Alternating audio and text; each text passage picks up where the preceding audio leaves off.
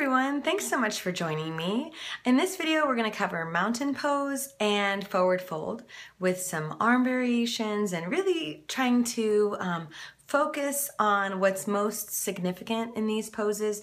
Mountain pose is our model for every pose. It's really my reference point for everything that I do, and all of my cues come from mountain or Tadasana. So let's go ahead and get started. So we're going to step back here. You might want a couple blocks or a strap, forgot to mention that. And just want to start out with your toes all pointing forward, or pretend, if you have a little bit of wayward toes, that if they were mostly straight, they would be pointing forward, okay? And then just start to assess, how do you distribute the weight on your feet? Do you tend to bring more weight into the balls of the feet, more in the heels? Do you feel more weight on the inner lines, okay, the inner edge or the outer edges of the feet? And we're just trying to distribute the weight as evenly as you can. It's kind of tricky to do on carpet, so if you happen to be on a firmer surface, all the better, you'll feel more. And then just soften the knees, lift your toes, and try to distribute the weight as evenly across your feet as you can, and just observe what occurs. So I feel all sorts of things lengthening within my body. So straighten the legs again. Go, even allow the contrast, slouch even a little bit more than you might in your life. Okay, so I'm really just compressing here. And then I'm gonna bend my knees, lift my toes, shift my weight back a little bit just to allow my body to react to this. And then rooting from the inner heel to the outer edge, my body responds. Adding on from the inner ball of the big toe, extending out to the root basically of the pinky. Okay, I'm starting to feel some freedom, some engagement, okay? And then so I've got that width engagement. Now I'm trying to find length engagement. So from the outer edge of the heels, reaching forward from the inner and outer, across the heels, forward along the inner and outer edge of the ball of the foot. And I feel all kinds of reactions within the body. So what we're looking for is this energy, this upward flow of energy. These are subtle things, but you might feel the inner and outer edge of the heel or around the skin draw up, the inner and outer edge of the ankle. The ankle centers and lifts up, and then the impact starts to come up more, centering and lifting those knees. I mention that cue a lot. If the knees aren't centered, they won't lift up, okay? And we don't want to feel them lock. When we engage our muscles, we don't want to feel a bulge behind the knee. So I always start out with knees slightly bent to motivate the muscles here to engage. So centering everything. There's a center line. Okay, theoretical, center line of each leg, approximate, from the center of the hip to the center of the knee to the center of the ankle. And we're just trying to line those up so we get the optimal experience for our, for every pose, for our body, for our breath. Okay, so we're just working our way up, trying to connect with those sensations, and then having it continuously come up. So I'm connecting inner thighs, engaging them, not connecting the inner thighs to each other, but awareness to my inner thighs, okay, and pulling that energy up. And then from the pelvic floor, base of glutes, coming in toward the center line of my torso, up toward the belly button, okay? And just assess if your eyes are open or closed. I find it easier to feel if I close my eyes. But can you feel the experience of your ankles, of your knees, of your hips? How do you feel around your low back, low belly? Okay, we're looking for length. And as we look for length, something to just be aware of is that your shoulders are going to want, maybe come up, okay? Because we're just so intent on lifting energy up. We're going to get all, very firm. But that will not benefit this part of the body, okay? We want to find that right balance of, we have that stability, appropriate effort, so that the breath flows well, okay? Not locked, not gripping, but really nice and smooth. There's a lot to mountain pose. It's our model, so there must be a lot to it, right? Okay, so shake out the legs. We'll come back into this.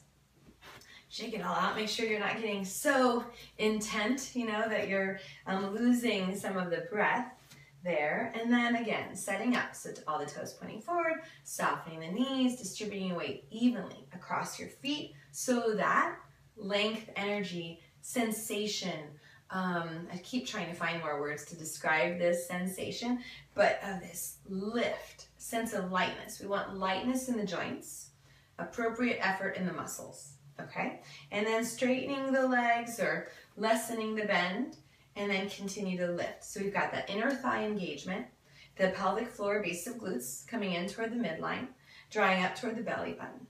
From the belly button, we bring it up, that energy up toward in between the shoulder blades, around the base, okay? And then from in between the shoulder blades, coming to the sternum.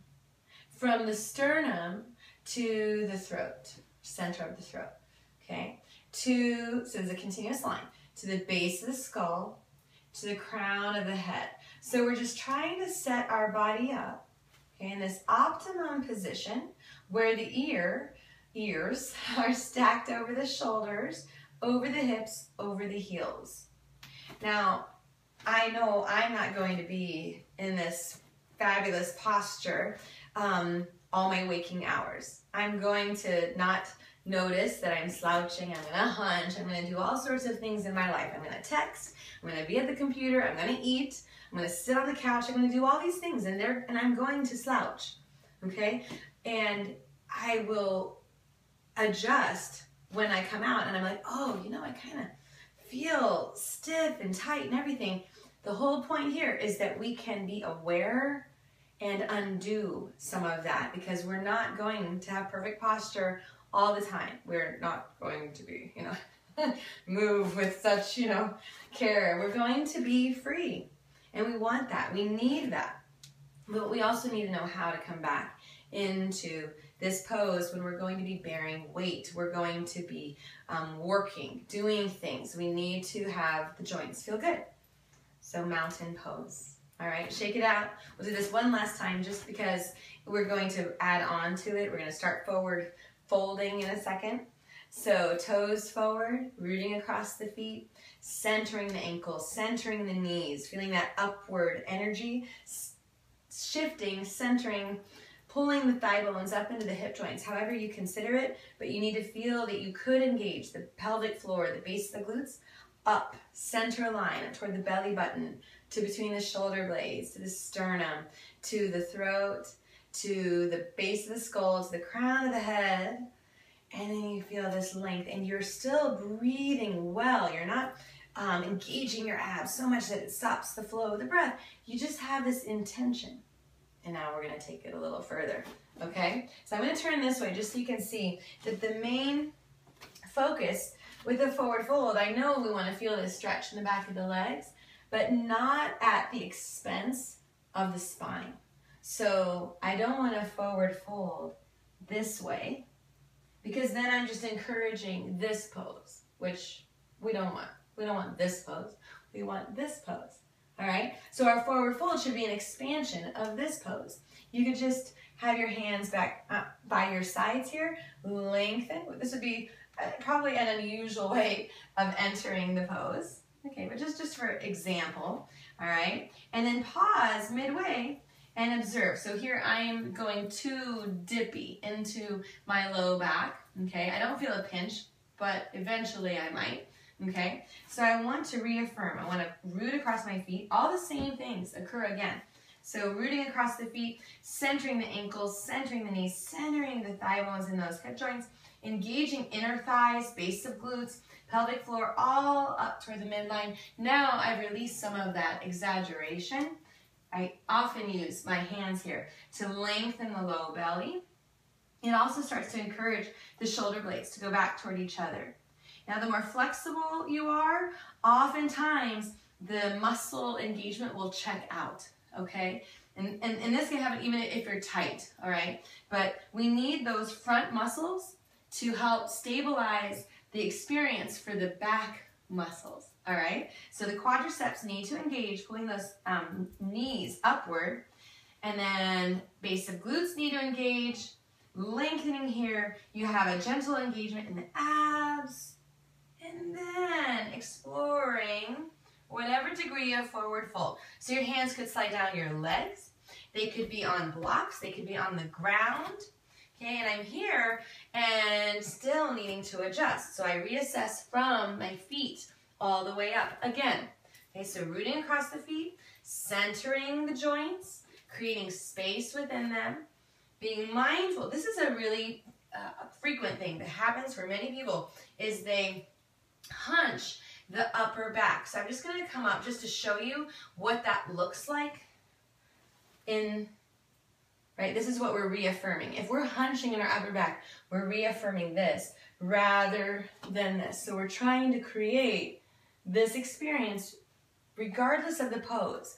So I hope that makes more sense over time. I'll reference back to this statement, but we'll keep working in this. So you could have your hands at your hips. You could have your arms back behind you.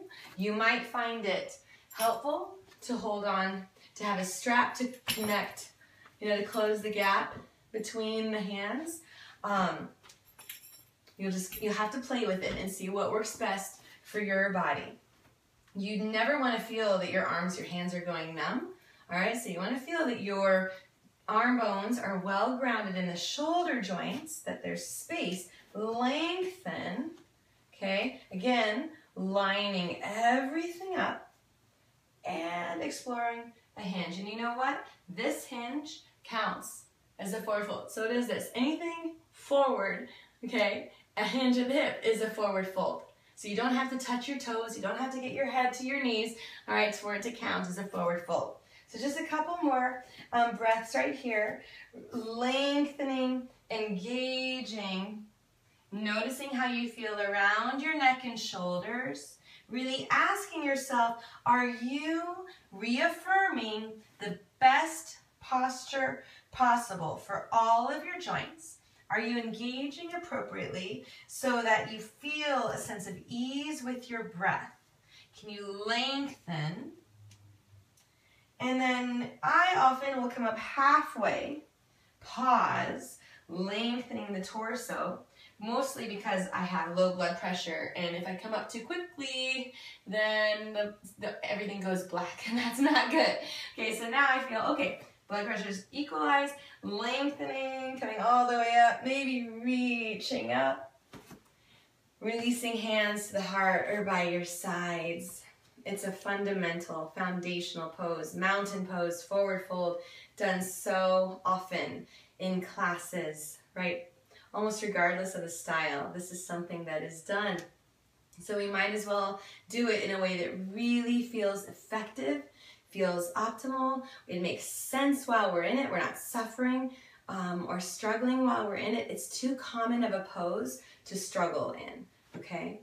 So I hope that this is helpful. I would love to hear from you. Have a wonderful day. Namaste.